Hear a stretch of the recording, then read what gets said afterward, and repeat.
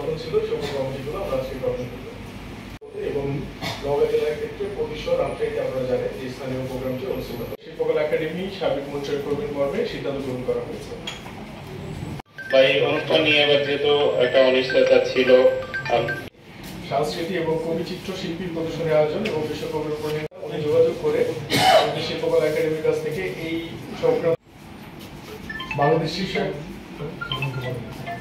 বাড়ি প্রতিশোধে তারপর 3:30 মিনিটে ছিল আমাদের রবীন্দ্র কেউ আমাদের অনুষ্ঠান আয়োজন করতে বলা হয়েছে। আমাদের শিশু বিষয়ক কর্মসূচি তৈরি করা হয়েছে। আপনাদের মতামত আমরা প্রত্যাশা করছি। গত বছর জাতীয় পর্যায়ে বিকেলে সাংস্কৃতিক অনুষ্ঠান রাখতে পারেন। মূল অনুষ্ঠানটা নিরাপত্তা আইন শৃঙ্খলা রক্ষা সংক্রান্ত বিষয়ে বলা হয়েছে যে সার্বিক নিরাপত্তা।